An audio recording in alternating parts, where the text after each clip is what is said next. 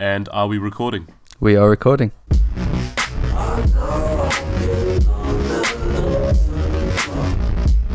Hello, and this is a review of the new J. Paul album that was actually technically released in 2013 against J. Paul's own permission, his own intention. It was leaked 6 years later. J. Paul was able to come back with a vengeance. He's back and he wants what is his. He took all the demos that he was working on, he polished them up a little bit, cleared some samples, and now we have the full leaked album as he would want a leaked album to be, even though he didn't really want it to be out in the first place. With me today to discuss this leaked album is NotRealMusic, Ryan Leith himself. Hello. It's the one and only. One and only. I think it's American football called Ryan Leith, actually, so I do feel bad about that. But it's okay. Really? Yeah. I actually had no clue. I know. Crazy, right? We both listened to this new J. Paul, or technically not new, but newly released. I wasn't actually sure where to start, technically. Perhaps maybe just a little bit of a discussion on the backstory behind this record. Mm-hmm. I just find it fascinating, personally. And also quite tragic, of course, but yeah, just no, the me whole... too. I think it really just puts into perspective what kind of, like, the digital age we're living in right now, where something like that can happen against an artist's own will. Back in 2011, when J. Paul first released a few singles, I think one was called Jasmine, the other one was called BTSTU, and I think BTSTU, that was pretty huge at the time. It was quite a viral single, it was going around, and I think Beyonce and Drake sampled it on some of their songs, which gave it a little bit more boost. Yeah. That's crazy. I only found that out recently, to be honest. I mean, I knew that Drake sampled it. I didn't actually check out the song that used BTSTU. No. I listened to it recently. I thought it was pretty average, to be honest, but that's just Drake, though. That's you know? just Drake, yeah. This is Drake. But you know, J. Paul got his creds for the time. Not that I would know. Was he that much of a discussed artist at the time? Yeah, it's weird. I mean, I have no idea. Like, back then, I wasn't paying attention to much music, but once I started getting into music, I definitely found his name circulating a lot just through like music publications, especially Pitchfork. Pitchfork like raved about his album, but other than that, I feel like he was just one of those like small but kind of well-known artists that only a certain amount of people on the internet will know about. But anywhere else you go, they're just not a well-known name at all. But yeah, I don't know. Apart from those few viral singles, I don't think he was a particularly discussed a lot. Generally, I don't think that was probably a reason towards why a lot of people thought the whole leak thing was some sort of publicity stunt. Yeah, yeah. Because no one knew who he was, and suddenly, out of the blue, this whole story comes out about the leak happening. And I guess because there wasn't a lot of information about this whole incident. There was this mystery around the J. Paul album, all the leaks that came out. Absolutely.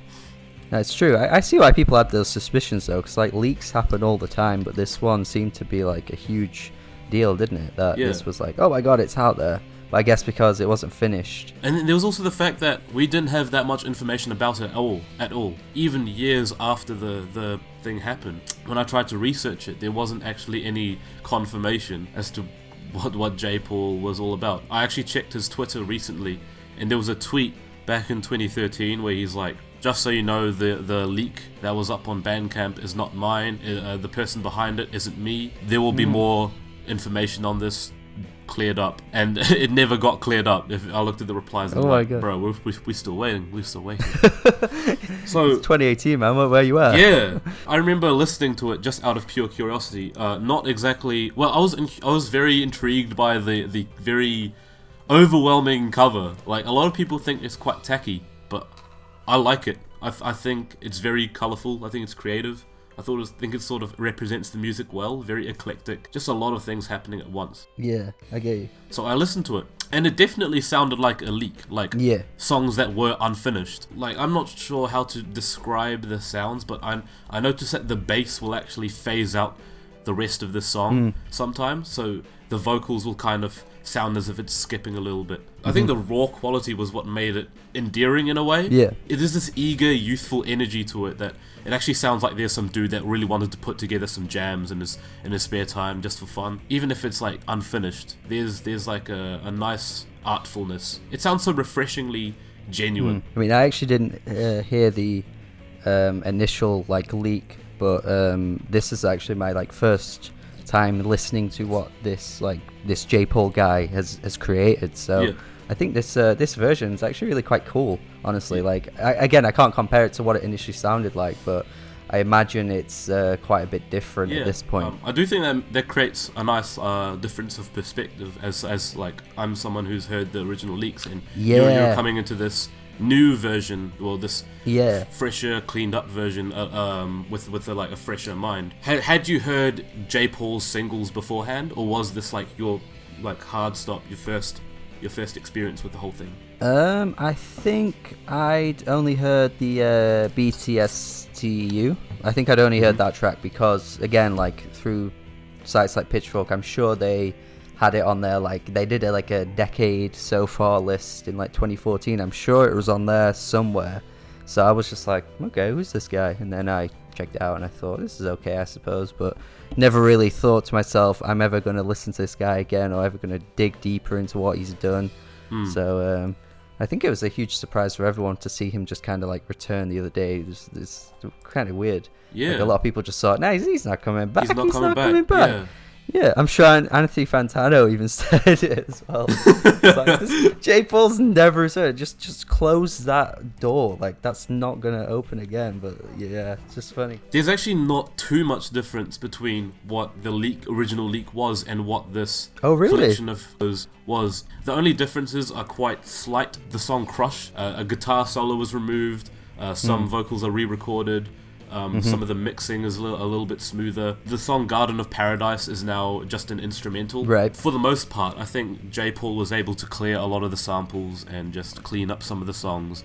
I think what's really interesting to me about this version of the album is that the original leak was, I think the whoever leaked it just took a bunch of tracks that were probably untitled and just gave them new names and just put them into a structure that would seem to work. Yeah. And J. Paul obviously didn't want any of that to happen. He was very clearly distressed about the fact that it was just reformatted into a way that didn't really suit what he wanted this album to be.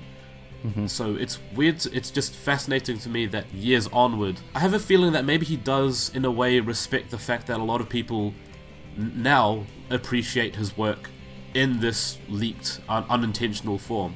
Like in terms of the track listing, pretty similar to the leak. Like he sort of left it as it is. A lot of the tracks, I don't know about, you use Apple Music, so I'm not sure if it says on the side of each track unfinished, but yes, on Spotify, it does, yeah, it says unfinished. So yeah.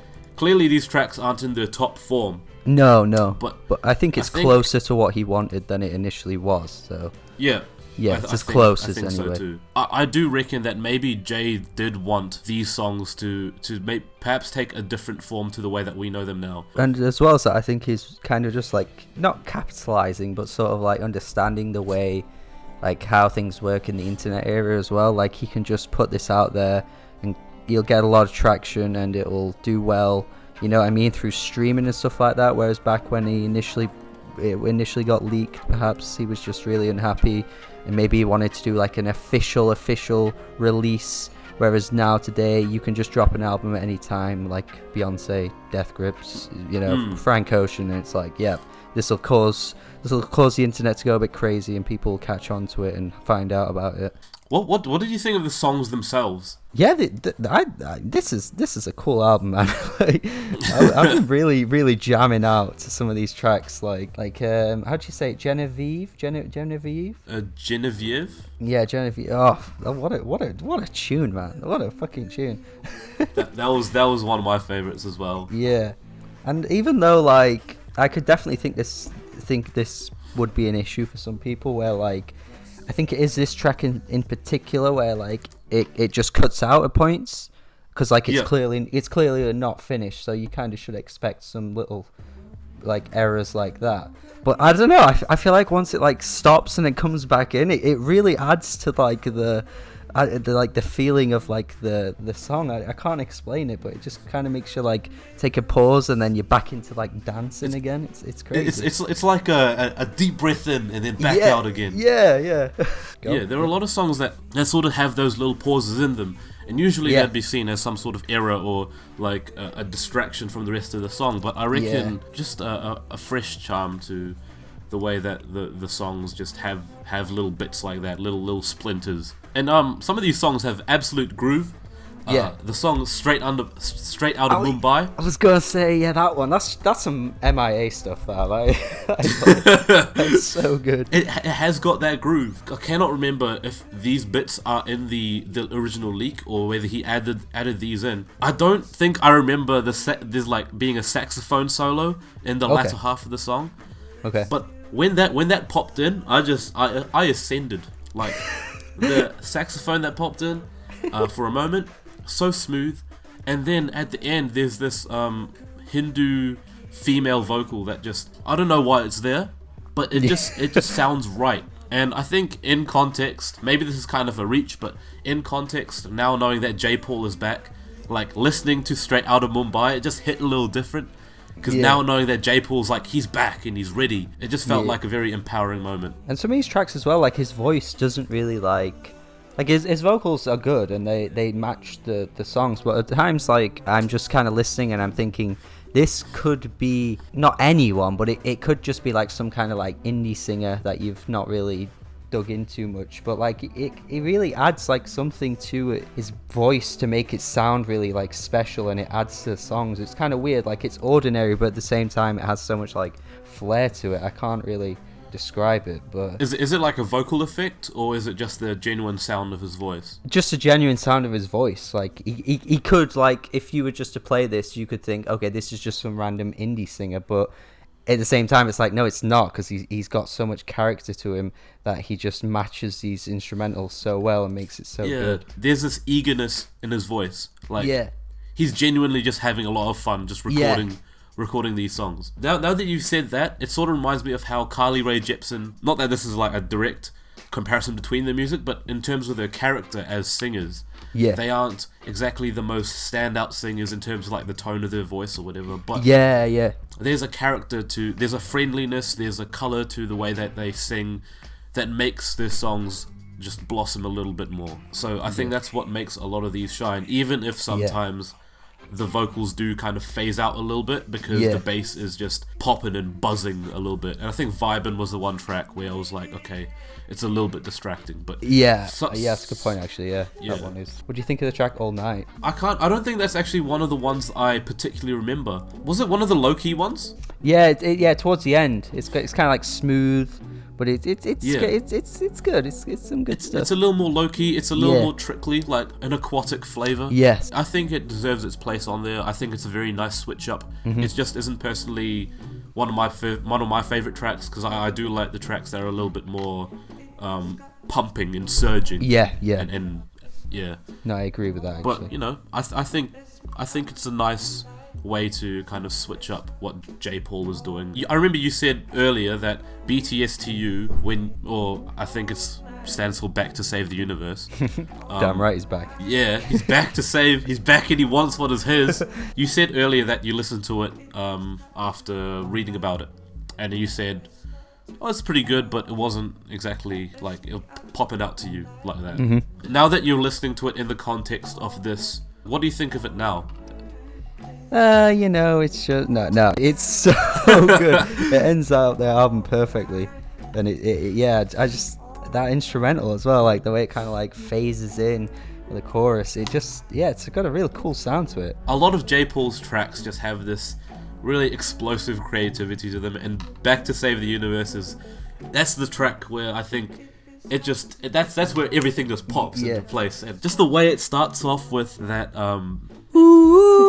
that haunting, that eerie vocal, you're just like, oh, what's this gonna be like? And then it just boom, like the bass just goes oh, it is like a dubstep song. It's comfy, but it's also a nice banger. Yeah, absolutely. There's a lot on these songs to really digest. Yeah, I think he kind of adds a lot of details. There are a lot of weird sound effects that kind of plinker in. I mean, I can see someone saying, oh, these are a little bit convoluted, like they distract from everything, but I don't know, I think they add a lot of character. For me at least, it never got too overwhelming to the point where it's like, oh, there's too much going on, I can't enjoy this. Like, at the end of the day, there's a groove there. Yep. I can get down to it. And I agree with that, because like a lot of like this kind of like lo-fi type pop stuff, it's just dead. Like, there's no character, there's no like interesting things going on with the grooves or anything. It's just kind of like there for a vibe, and you put it on in the background, and that's all it serves its purpose. But like with this, this sticks out. This has got a lot of like, it's very busy, but it's very entertaining as well. And so in this case, he sort of did what he could with the demos while preserving that raw energy that a lot of people ended up appreciating about the leak. I think it all comes together in a really endearing and wonderful way. A few songs actually gave me a very chill, wavy vibe. Like Neon Indian was the artist that I kept thinking about on some of these tracks, like Crush and Jasmine. Yeah, Crush was the one for me, I thought. It was like the way that some of those synths just sort of phase in and out. A Deadbeat Summer by Neon Indian kind of vibe, where everything's kind of washed out. Yeah, I think I said this already, but in the Discord server, but this is like what Toro y Moi wants to sound like most of the time, honestly. Oh, his music just doesn't ever reach this level. I know Toro y Moi wants to be this bouncy, summery vibe, and J. Paul accidentally created that. I think what's interesting is that a lot of people say that J. Paul was influential in a way, because his sound is very idiosyncratic. But I was thinking about, like, okay, if J. Paul is influential, then what did he influence? Because some of the songs did get a lot of popularity, of course, BTSTU and just his general style. I think it was you actually that told me that said that like the Brockhampton members were really big into J. Paul's sound. So I mean, he's clearly influenced them, even if it might not necessarily be in their music, like obviously like coming out of their music or apparent in their music, but sort of like spread his influence without necessarily being noticed. I wonder if in Brockhampton's case, maybe they just enjoy the creativity that's pumped into his music, and they're sort of like, okay, I want to make something that's as idiosyncratic as this. I want to have a sound of my own that's sort of like this. J. Paul clearly has his own sound in the field of modern contemporary R&B. I don't think anyone's making songs like these. You could argue Clarence Clarity is doing stuff as convoluted and busy as this, but even then I think that's a good point, Clarence still has his own aesthetic to work with. Unless maybe someone can point out to me like a specific example. I don't know if J. Paul was exactly influential musically, as opposed to just being someone who was so in his own lane that others just saw it and they were like, I want to do something like that. Like musically, he's not necessarily doing something that's never been done before, but you're right, it's that creativity element that I think will have definitely inspired a lot of musicians. Yeah, I mean, I'm glad J. Paul's back. I'm glad that he found some solace. I'm glad he found some comfort ever since the distress that was probably caused to him by the initial leak. And I'm glad that he's moving on to create some more music and starting his own company. Did notice he dropped 2 new songs. Have you heard them? Yeah, I only heard them once, but I was supposed to go back to them, but I haven't yet. But is there an album on the way, or is there anything like coming from that? There could be. Now that people are paying attention, I thought the 2 songs were... I don't think they exactly had as much character to it as these songs. I guess that's a bit of a worry of his music now, where like these have such a novelty to them, like on this album, where like they're not finished, they're quite demo-ish, and that's kind of like a novelty for a lot of people, whereas that's kind of the thing, now that he's kind of moving on from that, like where's he gonna take himself? I reckon he's still got a lot of fire and creativity in him. Absolutely, yeah. There'll be a singer that he produces for. That's like the equivalent to Arena, I reckon. The way that Clarence produces Rena, and J. Paul will produce, like, I don't know, someone. There'll be someone.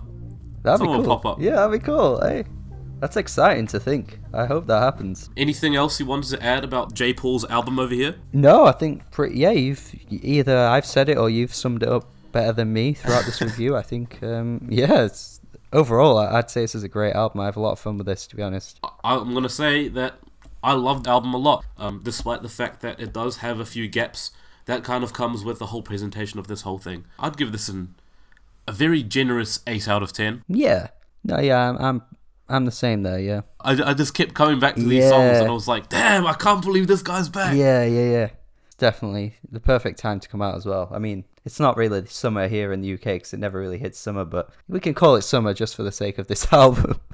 But yeah, I'm the same. I would say 8 out of 10 as well. Quite a light 8 out of 10 because there are a few moments, like I said, that just don't bounce as much as some of the brighter moments. But yeah, an 8 out of 10 definitely seems the fairest score I can go with. It has been great indeed. Thank you very much, Ryan, for coming onto the Rick the Lie channel and sharing your thoughts on J. Paul. Thank you very much. Thank you for having me on. It's been great.